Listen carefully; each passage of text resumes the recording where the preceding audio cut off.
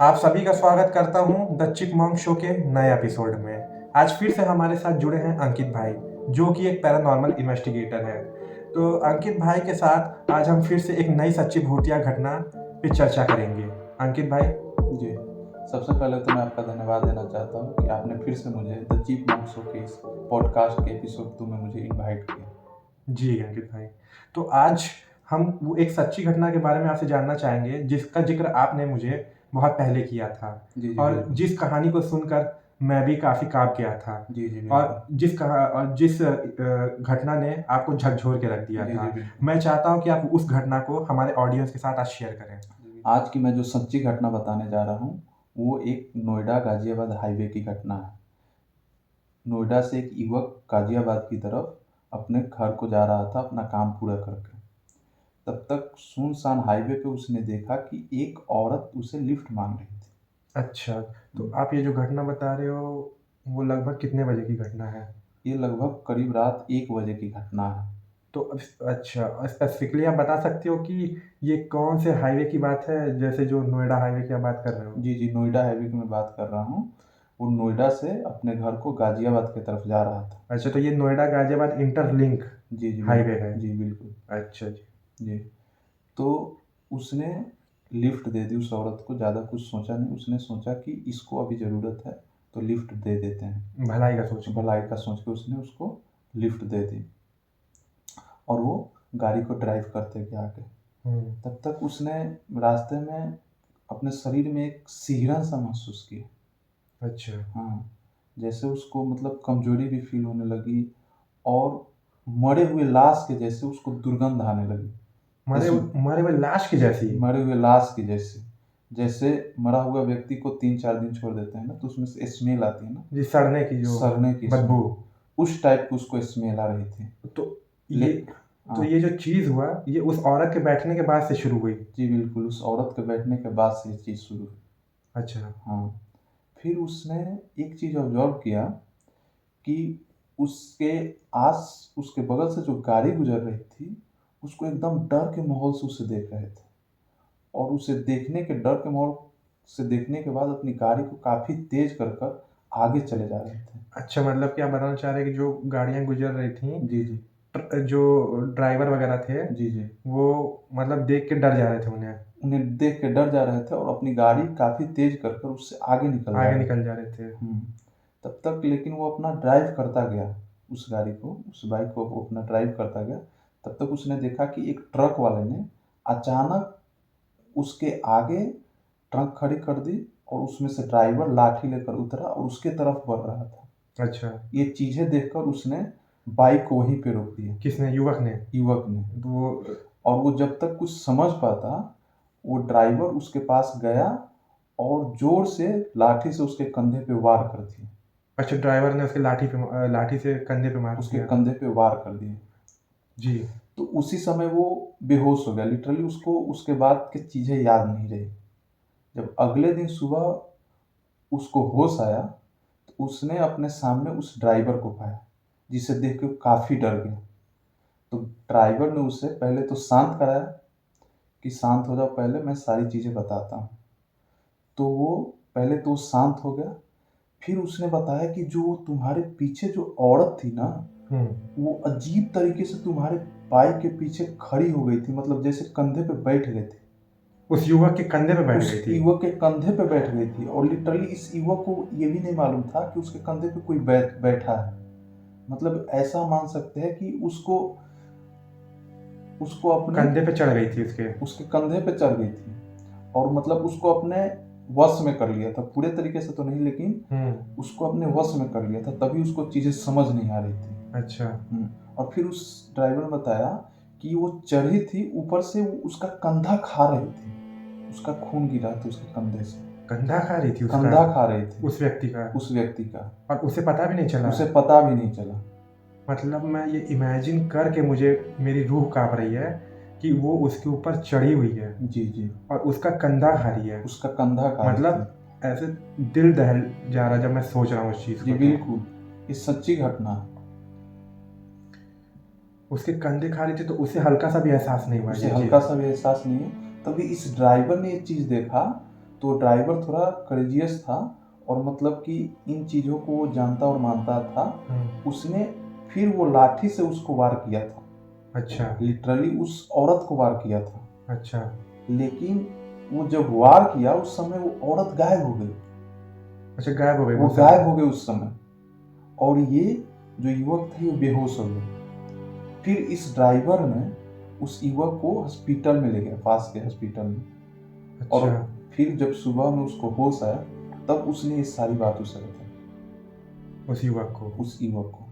मतलब मैं आपको बीच में रोकना चाहूँगा थोड़ा, पर जब आपने ये बात बताई मुझे कि किस तरह से वो उसके कंधे पे चढ़ के उसका कंधा खा रही थी, तो मतलब जब मैं इसे सोच रहा हूँ तो ऐसे मतलब गूज बम्स टाइप मुझे फील हो रहा है, जी जैसे मेरे रोंगटे खड़े हो जा रहे हैं जी एकदम। जी जी।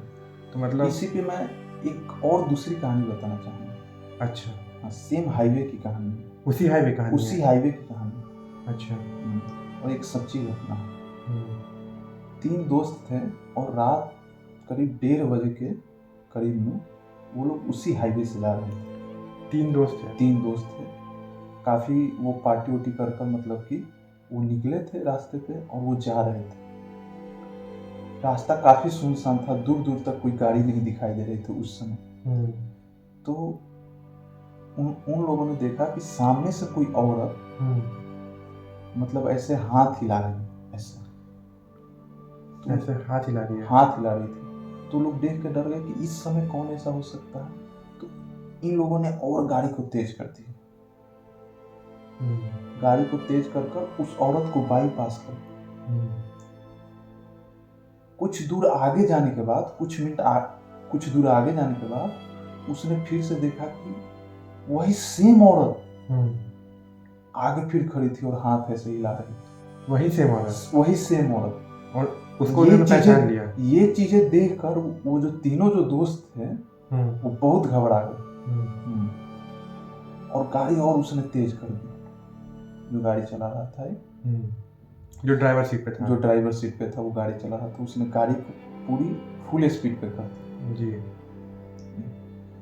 फुल स्पीड पे कर दी। तब तक एक मतलब कि चौराहा मिला, चौराहा लिटरली उसको चौराहा नहीं मतलब कि एक ऐसा मिला कि वहां से एक रोड कट हो रहा था। अच्छा, हाँ, हाईवे से मतलब कि एक रोड पगडंडी कट हो रही थी। पगडंडी। हाँ, मतलब कि गांव की तरफ वो जा रही थी। गांव की तरफ जा रही जी, थी। जी। सिंगल रोड कह सकते हाँ, हैं। सिंगल रोड थी। अच्छा।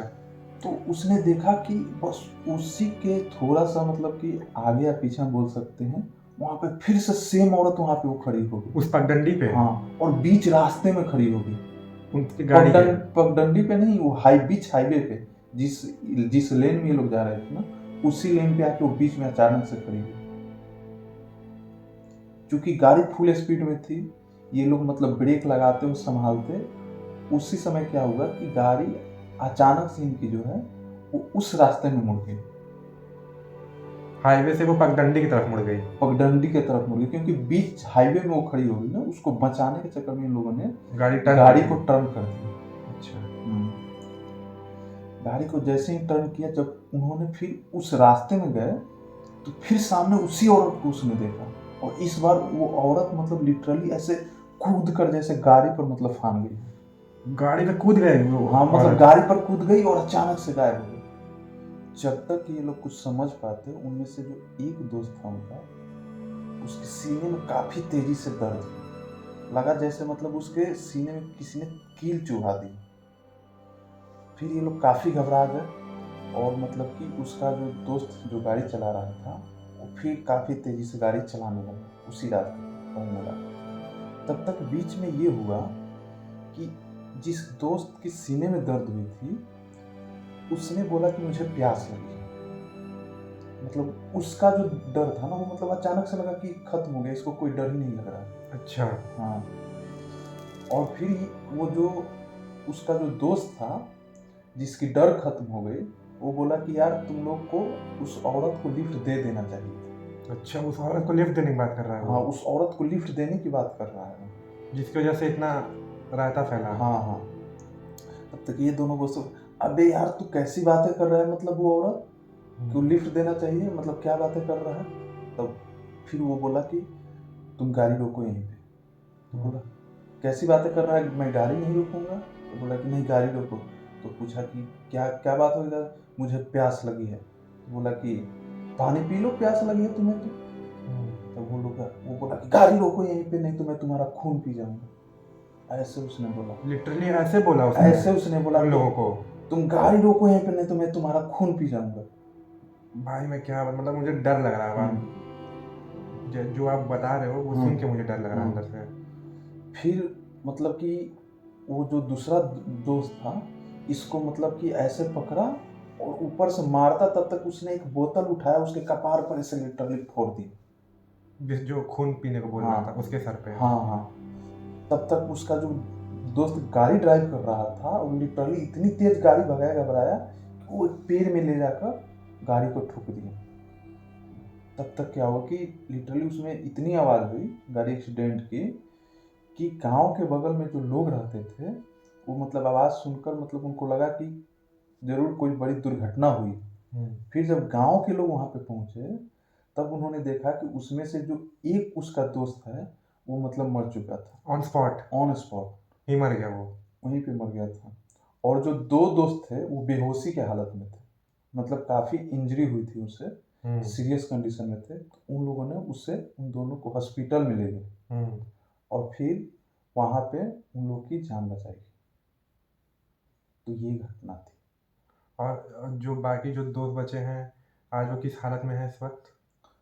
वो सही हालत में है, लेकिन उन्होंने जो वो कहानी बताई थी वो काफ़ी दर्दनाक थी, और डरावनी भी काफ़ी है ये। डरावनी। तो मतलब उन्होंने खुद एक घोस्ट एक्सपीरियंस किया है? वो रियल एक्सपीरियंस था उन लोग का। तो क्या आप मतलब बता सकते हैं कि क्या ये वही चुड़ैल कहे या कुछ भी पिशाचनी कहे, ये वही है? ये वही है, लोगों का आज भी मानना है कि कोई भी अगर उस हाईवे पे तुम्हें लिफ्ट के लिए रोक रहा है तो उसे लिफ्ट नहीं देना, क्योंकि रात को वही चुड़ैल उस रास्ते पे लिफ्ट मांगती है और लोगों का शिकार करती है, खून पीती है उनका, खून पीती है।